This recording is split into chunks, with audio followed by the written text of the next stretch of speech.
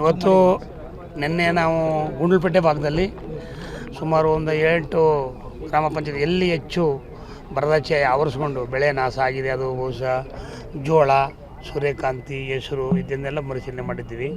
ಇವತ್ತು 2ನೇ ದಿನ ಅನೂರು ಭಾಗದಲ್ಲಿ ಎಲ್ಲೆಲ್ಲಿ ಹೆಚ್ಚು ಹಾನಿಯಾಗಿದೆ ಆ ಭಾಗಗಳಲ್ಲಿ ಮಾನ್ಯ ಶಾಸಕರಾದಂಥ ಮಂಜುನಾಥ್ರವರು, ಮಾಜಿ ಶಾಸಕರಾದ ನರೇಂದ್ರರವರು, ಜಿಲ್ಲಾಧಿಕಾರಿಯವರು, ಇತರ ಎಲ್ಲ ಅಧಿಕಾರಿಗಳು ಹೊರಗೂಡಿ ನಾವು ಇವತ್ತು ಸಮೀಕ್ಷೆಯನ್ನು ಮಾಡ್ತಾಯಿದ್ದೀವಿ ನಮ್ಮ ಮಾನ್ಯ ಮುಖ್ಯಮಂತ್ರಿಯವರ ಆದೇಶದ ಮೇರೆಗೆ. ಹಾಗಾಗಿ ಇವತ್ತು ನೊಕ್ನಹಳ್ಳಿ, ಉತ್ತೂರು, PG ಪಾಳ್ಯ, ಬೋರೆದೊಡ್ಡಿಗೆ ಈ ಭಾಗದಲ್ಲಿ ಇವತ್ತು ಮಾಡ್ತಾಯಿದ್ದೀವಿ.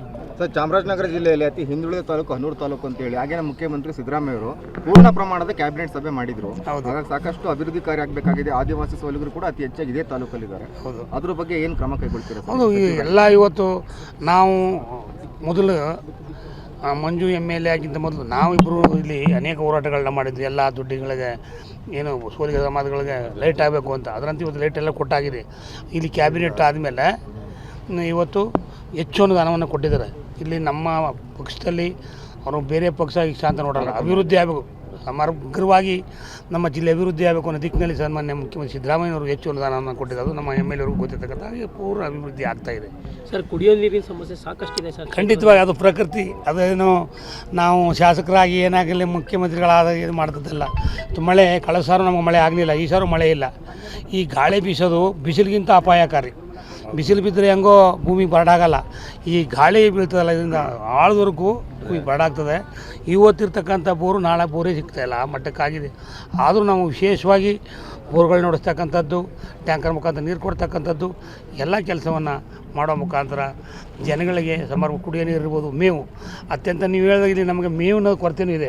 ಆದಷ್ಟು ಬೇಗನೆ ನಾವು ಇಲ್ಲಿ ಗೋಶಾಲೆಗಳನ್ನ ತೆರೆ ಮುಖಾಂತರ ಮೇವನ್ನು ಬ್ಯಾಂಕ್ಗಳನ್ನ ಓಪನ್ ಮಾಡ್ತಕ್ಕ ಮುಖಾಂತರ ಎಲ್ಲವನ್ನು ಮಾಡಿ ಸಾರ್ವಜನಿಕ ಹಿತ ಕಾಯ್ತಕ್ಕಂಥ ಕೆಲಸಗಳನ್ನ ಮಾಡ್ತೀವಿ. ಸರ್, ಮಾನವ ಮತ್ತು ಕಾಡು ಪ್ರಾಣಿ ಸಂಘರ್ಷಕ್ಕೆ ಈ ಒಂದು ತಾಲೂಕು ಕುಖ್ಯಾತಿ ಪಡೆದಿದೆ. ಅದ್ರ ಬಗ್ಗೆ ಇದೊಂದೇ ಅಲ್ಲ, ಇಡೀ ಇವತ್ತು ಏನಾಗಿದೆ ಪರಿಸ್ಥಿತಿ ಅಂತಂದರೆ ಕಾಡಿನಲ್ಲಿ ಅವಕ್ಕೆ ಮೇವು ನೀರು ಸಿಗ್ತಾಯಿಲ್ಲ.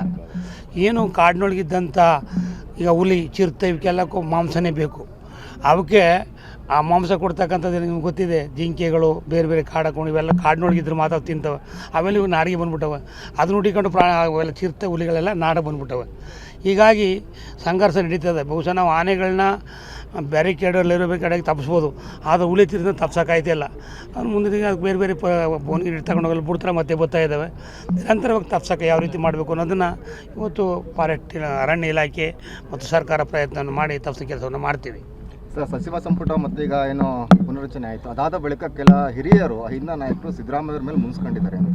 ಅದೆಲ್ಲ ಇದ್ದದೇ, ಅದು ಮುನ್ಸಿರ್ತಾನೆ ಒಳ್ಳೆಯದು ಆಗ್ತದೆ, ಎಲ್ಲ ಕಾಮನ್ನಾಗಿ. ಅದು ರಾಜಕಾರಣದಲ್ಲಿ ಒಳ್ಳೆಯದು ಕೆಟ್ಟದ್ದು ಇದ್ದಾಗ ನನಗೆ ಕೊಡಲಿಲ್ಲ, ನಾನು ಸ್ವಲ್ಪ 1-2 ದಿನ ಮುನ್ಸ್ಕೊತಿದ್ದೆ, ಆಮೇಲೆ ಸುಮ್ಮನೆ ಆಗ್ತೀನಿ.